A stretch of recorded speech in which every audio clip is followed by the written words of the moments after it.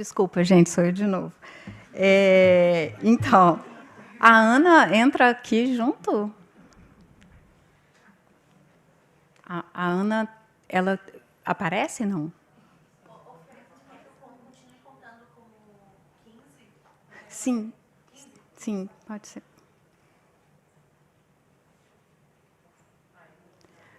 Eu começo, então? Boa tarde, vocês me ouvem? Ah, tá. Assustei, Fê? Sim. Então tá, eu vou começar, Ana, e aí na hora que você quiser entrar, tá bom? Tá bom. Então tá. Bom, gente, primeiro eu queria... Desculpa, eu tô aparecendo porque eu não me vejo. Não, não está. É para ela aparecer? Ah, não, não é para cá. Espera aí, quero me ver, poxa. Eu queria agradecer a participação da Ana. A Ana foi leitora no Paraguai, né? E aí a gente sempre conversou muito, nós entramos juntas no mesmo edital, e acaba que nossos leitorados foram leitorados atípicos, o que impulsionou essa pesquisa, né, além de outras influências que sofremos ao longo do tempo. Então, eu queria agradecer a parceria. A Ana sempre me apoiou, eu sempre apoiei, então é só mesmo uma declaração assim, antes de começar. Mas a gente decidiu, é uma pesquisa em andamento, na verdade, né? A nossa pesquisa está sendo carinhosamente chamada pela Comissão de Camaleão, porque, na verdade, a gente vai falar sobre o caráter camaleônico dos leitorados. E, na verdade, a gente...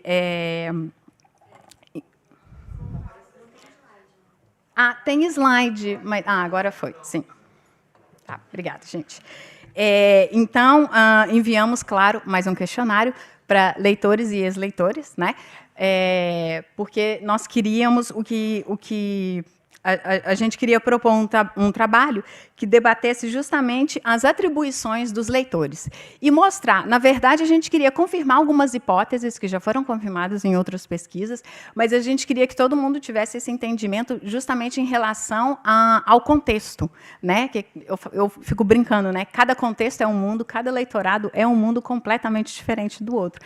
Não deixa também de ser um desdobramento dos desafios, né? Quando a gente começou, a gente comentou muito sobre isso, e aí acabou que a gente teve uma amostra significativa, está em andamento e tivemos muitas discussões. Nós ainda não chegamos a um consenso de que teoria usar para analisar. Então, a gente decidiu apresentar aqui para você, só para aumentar mesmo mais uma polêmica a mais para essa mesa.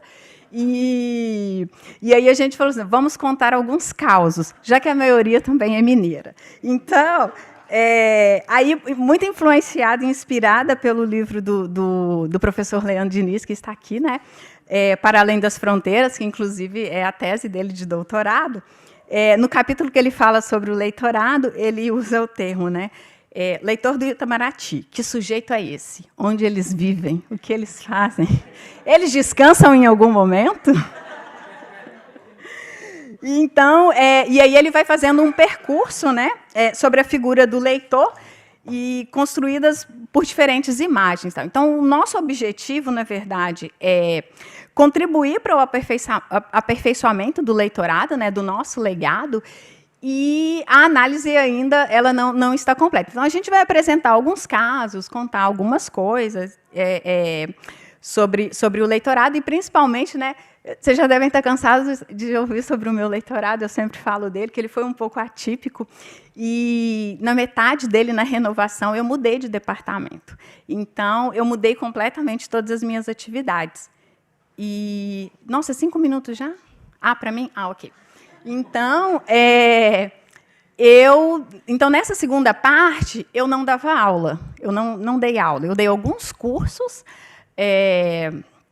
muito pontuais, dependia muito da demanda do local, e, em algum momento, eu não me sentia leitora, porque eu não dava aula, nem de língua e nem de literatura ou cultura.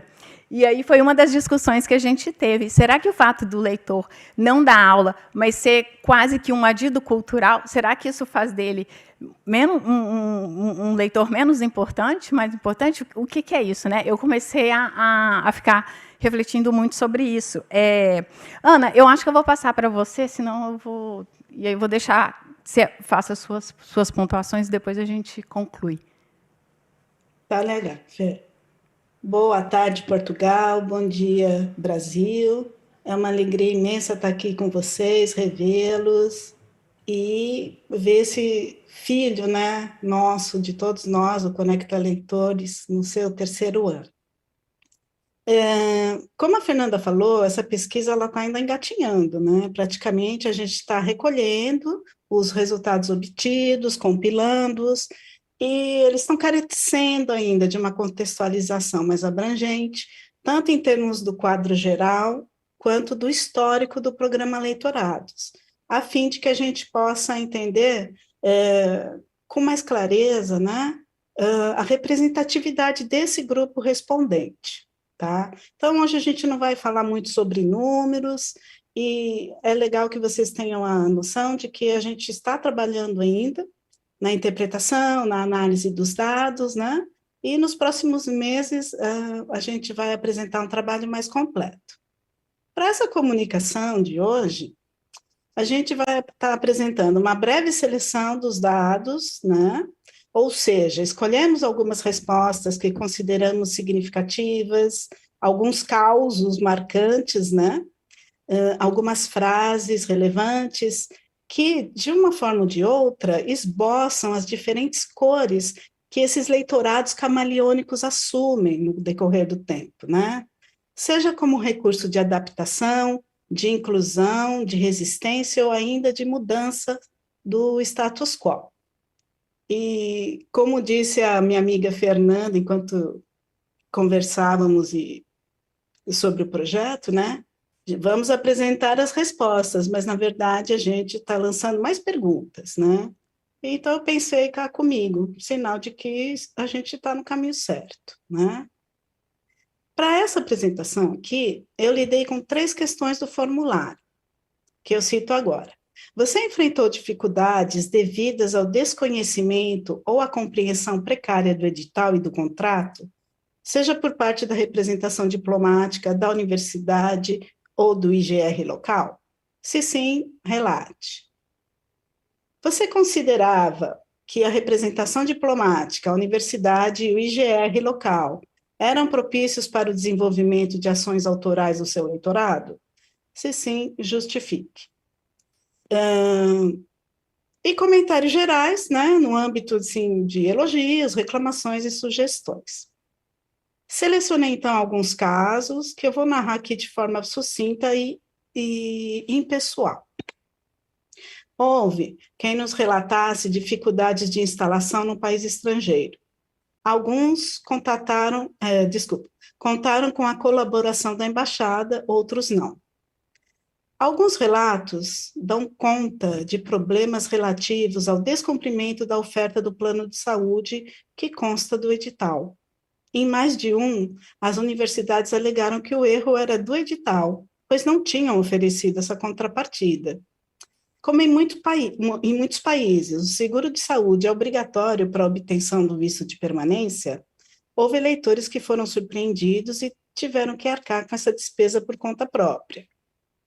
Coisa parecida, e não menos importante, ocorreu em relação à oferta de moradia, também anunciada no edital, mas de fato não oferecida pela universidade.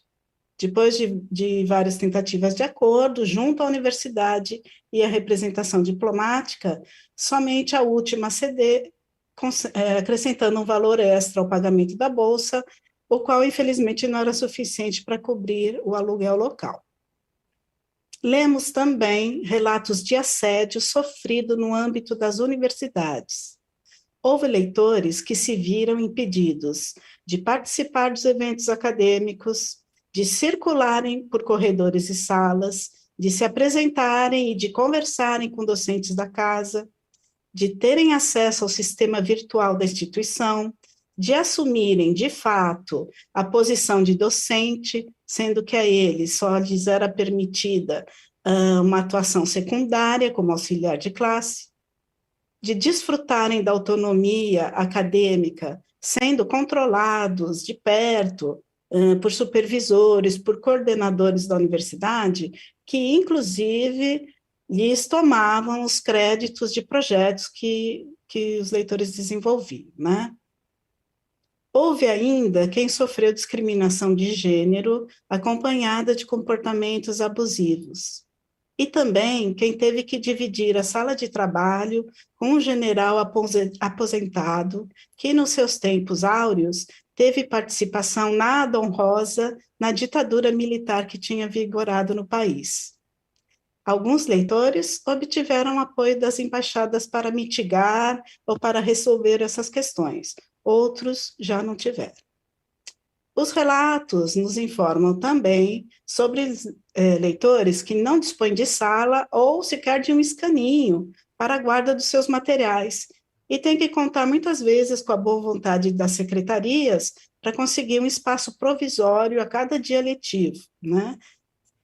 Nos chegaram relatos de universidades que pareciam ignorar completamente os termos do leitorado brasileiro, preferindo encará-lo como uma espécie de voluntariado ou coisa similar, não reconhecendo o limite de 40 horas semanais, né?